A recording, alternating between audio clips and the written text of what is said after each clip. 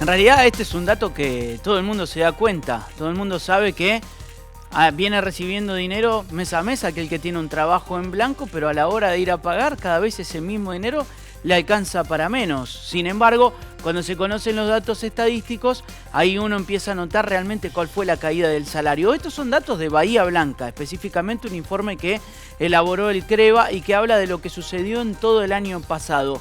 El poder de compra de un trabajador bahiense cayó un 6,6% en todo el año pasado, en todo el 2019. Es decir, con el mismo sueldo puede comprar mucho menos. Y esto tiene una explicación, particularmente la explicación es la inflación, la gran inflación que hubo el año pasado, potenciada a partir de agosto, después de las PASO, con la disparada del dólar que rápidamente se tradujo a precios. La alta inflación del año pasado fue del 55,7% y los aumentos salariales en nuestra ciudad, sobre todo aquellos núcleos de trabajadores que tienen mayor cantidad de empleados, la gran mayoría tuvo aumentos de salario por debajo de la inflación. Solo muy poquitos gremios tuvieron aumentos de salario que empataron o que incluso superaron a la inflación. Fueron muy poquitos, la gran mayoría tuvo aumentos por debajo de la inflación. Entonces, suben los precios, pero los sueldos no suben en el mismo ritmo y ahí es donde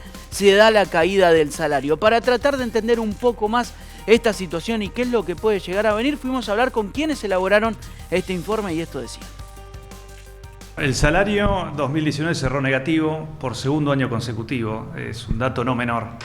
Hacía rato, muchos años que esto no ocurría en Bahía ni en Argentina. En Bahía Blanca fue 6,6%, digamos, caída del salario real. En Bahía tuvimos una inflación del 55% y los salarios crecieron 45-46%. No significa que se calcula por la diferencia, son 10 puntos porcentuales de diferencia, pero eso equivale a 6,6% de caída del salario real.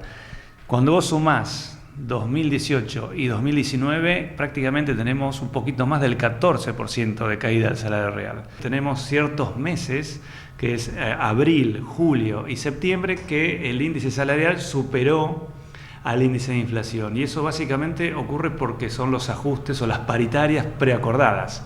O sea, en esos meses tuvimos, en esos 3 meses promedio, te diría que el índice salarial aumentó 6% cuando la inflación fue menor. El otro gran problema que identificamos es que después, a mediados de agosto, tuvimos una gran devaluación. Entonces te diría que pulverizó esos ajustes previos. Y los últimos 2 meses tuvimos grandes indicadores de inflación, entre el 5 y pico por ciento y 4%, y el ajuste salarial en esos 2 meses fue del 1 y pico. Entonces ahí, digamos, el último bimestre del año es donde se nota el apretón en nuestros bolsillos. Y en cuanto a este año, nosotros tuvimos el año pasado, todavía no lo confirmó el INDEC, pero lo va a hacer en los próximos meses, vamos a tener una caída en la economía, en la actividad económica cercano al 3%. Es el PBI, famoso Producto Bruto Interno, del 3%. Tiene que ver con todo esto. Tiene que ver con esto. Cae la actividad económica, cae el desempleo, aumenta la pobreza con la inflación. No hay otra. Este año vamos a tener una inflación aproximadamente de un piso de un 40%. Es una inflación altísima, pero quizás 15 puntos porcentuales más bajo de lo que fue 2019. No es menor.